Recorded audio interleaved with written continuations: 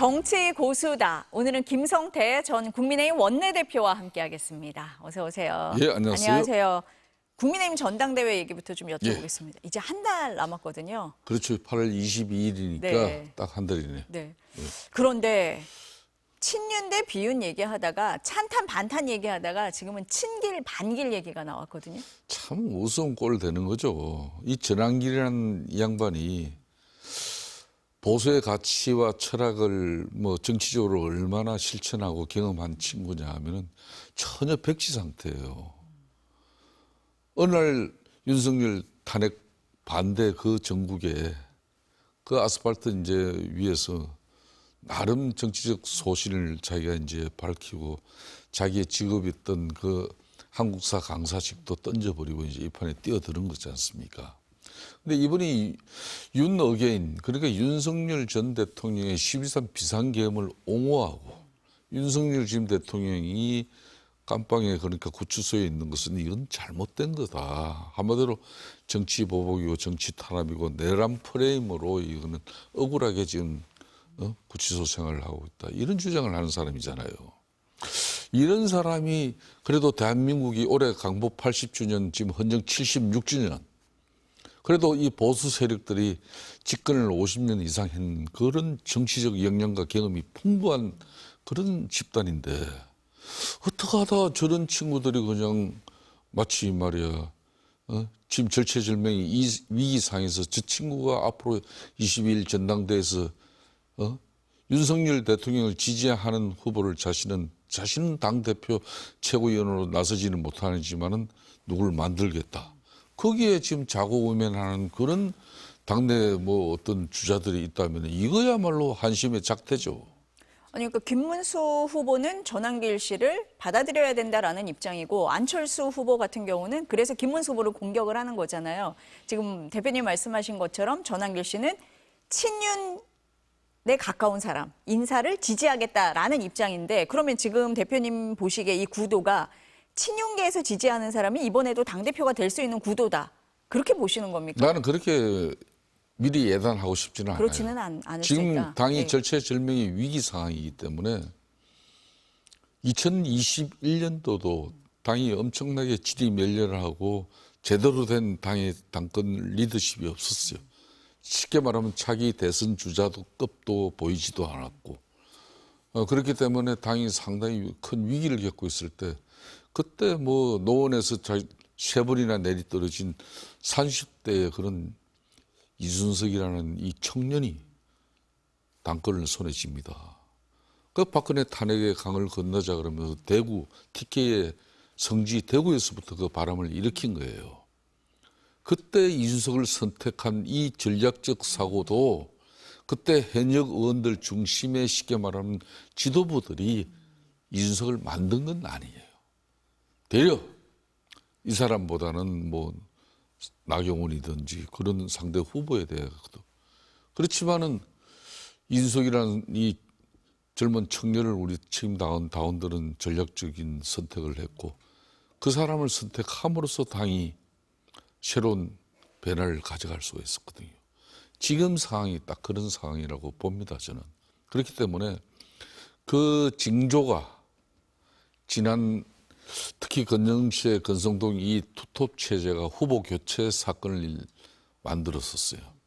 그래서 어느 날 뭐 이 공당에서 뽑은 김문수 후보를 제껴버리고 한덕수라는 사람을 우리 당 대선 후보로 하자 이렇게 내세웠는데 그걸 부결시켜버린 사람들이 바로 우리 당원들이거든요. 그러니까 지금은 현재 국민의힘 지도부나 과거 친윤 핵심 세력들이 이 당을 변해시킬 수 없다는 걸 우리 당원들이 알아요. 그래서 그 판이 지금 22일입니다. 그런데 문제는 이렇게 한 달여 만에 전당대회를 치르는 역사는 잘 없어요. 그렇기 때문에 우리 당원들이 이제 그런 상당한 전략적 판단을 할 수 있는 그런 계기가 만들어질지 그건 걱정들을 하죠. 저는 그렇지만 판단을 합니다.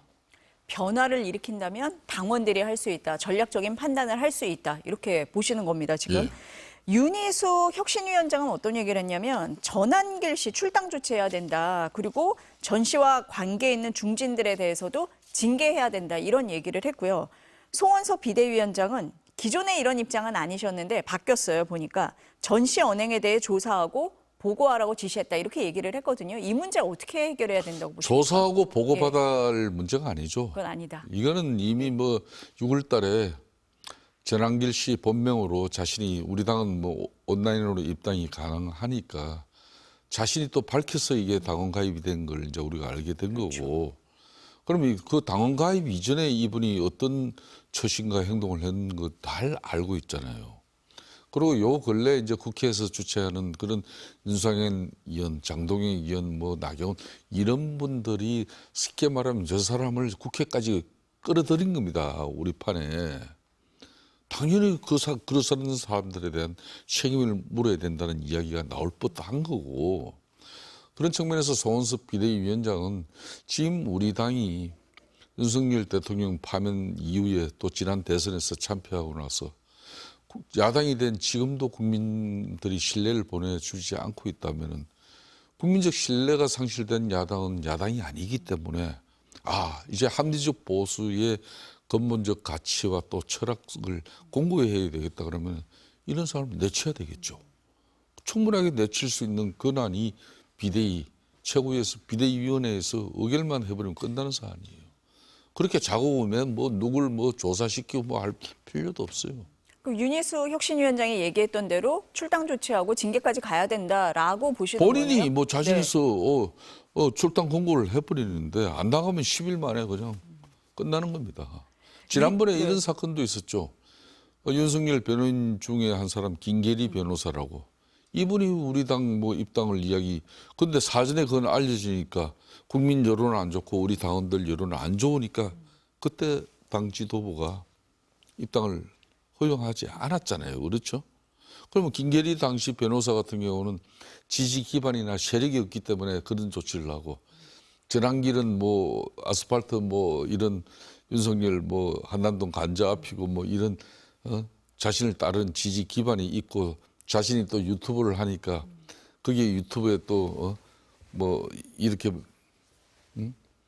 참여하고 있는 그 사람들이 다 지지 기반이다 이렇게 생각하고 저런 사람은 쉽게 손대면 안 된다 그런 판단을 하면은 지금 지도부가 대단히 형편없는 거죠.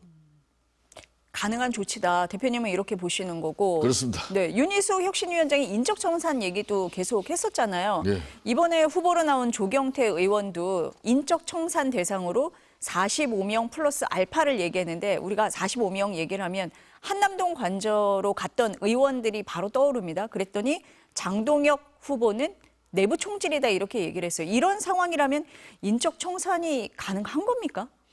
그렇게 이제 뭐 쉽게 말하면은 윤석열 전 대통령 절연을 통해서 12상 비상계엄은 이건 완전히 아무리 우리가 배출한 대통령이지만은 잘못된 판단이었고 그 판단을 위해서 국민을 대표하는 대의기관인 국회에서 탄핵 소추 의결이 이루어졌고 헌재에서 파면 결정이 이제 확정이 되어버렸고 그로 인해 가지고 치러진 대선에서 국민의 심판이 이루어진 마당이라면은 이제 그 토대 속에서 국민의힘이 합리적 보수적 어떤 그런 정당으로서 홀로 바로 서기를 지금 해야 되는 시점에서 여전히 윤석열 전 대통령 윤 의계인을 애치는 사람들과 함께 손잡고 당을 접수하고자 한다 그러면은 그러니까 서로 지금 현재 이 청산 대상이다 지금 이러는 건데 저는 결론은 이제 우리 당원들이 국민들이 이제 전당대회에서 심판하지 않습니까? 대려 이런 구도는 난 좋다고 봐요.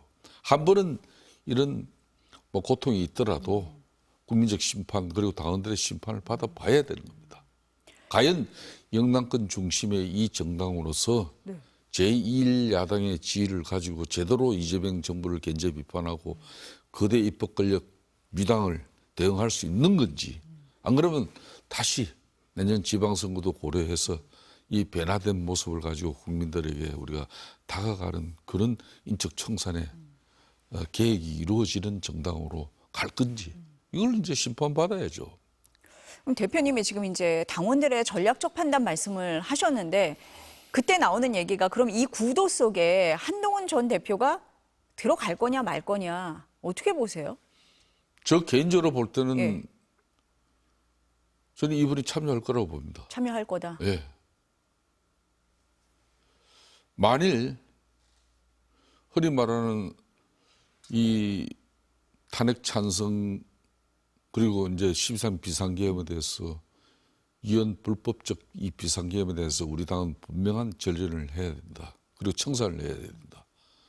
그런데 그렇지 않은 세력들이 만일 당권을 잡아버리면은 한동훈의 다음에 정치적 미래라는 걸 아예 싹도 못하게 그냥 발도 못 디디게 만들 거예요. 그런 위기를 이 사람이 지금 잘 알고 있는데 웬만하면 이번에 치고 가는 것도 괜찮아요, 설상. 그렇지만은 그런 절체절명의 위기에서 안철수 후보라든지 조경태 후보라든지 이런 쉽게 말하면 국민 정서에 다시 합리적 보수를 정당을 만들고자 하는 그런 세력이 뭐 당을 맡는다면은 그런 걱정과 우려가 없겠지만 아까 말한 대로 그렇지 않으면은 자기 정치 생명 자체가 위태로울 수도 있다. 이런 판단을 할 수 있어요. 그렇다면은 또 던지죠. 그럼 만약에 한동훈 전 대표가 안 나오고 지금 출마 선언한 분들 김문수, 장동혁 후보, 조경태 후보, 안철수 후보가 나오는 구도라면 지금 구도에서는 누가 가장 유리하다 이렇게 보세요? 저는 뭐 지금 현재 상태에서는 그렇게 크게 어느 사람이 유리하다. 하기는 이르다 아직. 그렇지만 네. 만일 장동혁 뭐 이형 같은 사람이 구주류 그러니까 친윤 세력들이 자기를 밀기로 이렇게 뭐 하고 자기가 나섰다 하지만은 이 당원들의 판단과 결심은 제가 아까 이야기했듯이 그러니까 이 당의 주류 세력들 윤석열 대통령 측근으로서 호가호위했던 그 기득권을 계속 유지하려고 하는 그 볼상사나운 모습에 우리 당원들이라고 해서 무조건 그 사람들 뜻 따르지 않는다니까요. 니네들 그 잘못했으니까 니들은 책임져야 될 사람들이야. 내가 왜 니들 이야기 들어. 이 당은 지금 이렇게 변화해야 된다. 그런 판단이 있을 수 있기 때문에 섣불리 지금 어느 누구에게 뭐 이게 유리하다 불리하다 이런 판단을 하기 어려워요. 상황은 조금 봐야 되고 좀 더 봐야 됩니다. 대표님 보시기에는 한동훈 전 대표는 나올 것 같고 지금 그렇게 보시는 거네요. 그건 나오죠. 저는 나온다고 봅니다. 네, 조금 지켜봐야 된다. 네.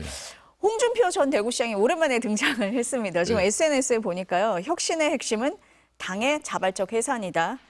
친윤석열계, 친한동훈계 모두 축출해야 한다. 이렇게 얘기를 하면서 새로운 정통 보수주의자들이 모여야 한다라고 얘기를 했는데 본인을 얘기하는 겁니까? 어떻게 보세요?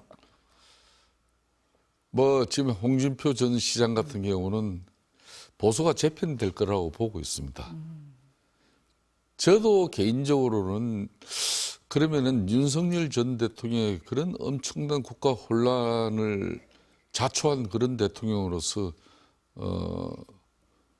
헌법이 그를 파면했는데 국민들이 그를 파면했는데 그렇다면은 집권 세력이었던 국민의힘 자신들도 정치적 책임을 통해서 헌신하고 희생하는 그런 자발적인 자신의 정치적 어떤 그런 행위 자체에 대한 책임을 질 줄 알아야 되는데 그 책임지는 사람이 한 사람도 없어요. 그러니까 이거는 예보적인 그 인위적인 이제 청산에 의해 가지고 가령 특검 이 새 특검법이면은 2년 7개월 동안의 윤석열 정권의 모든 걸 다 조망해냅니다. 그렇다면 집권당에서 윤석열 대통령실과 김건희 여사와 그 메신저 역할을 한 정치인들이 분명히 있습니다. 사건마다. 그런 이미 뭐 여러 명이 지금 압수수색하고 수사 대상에 다 지금 올라 있고 앞으로도 저는 이게 이제 시작에 불과하기 때문에 계속 나갈 겁니다.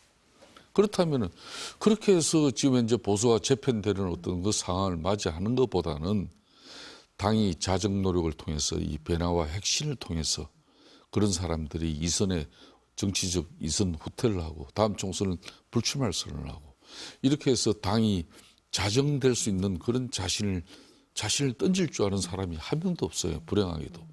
이 사람들은 이제 홍준표 전 대구시장 입장에서는 이제 이 정권에 의해서 특검에 의해서 이제 사달이 날 것이다.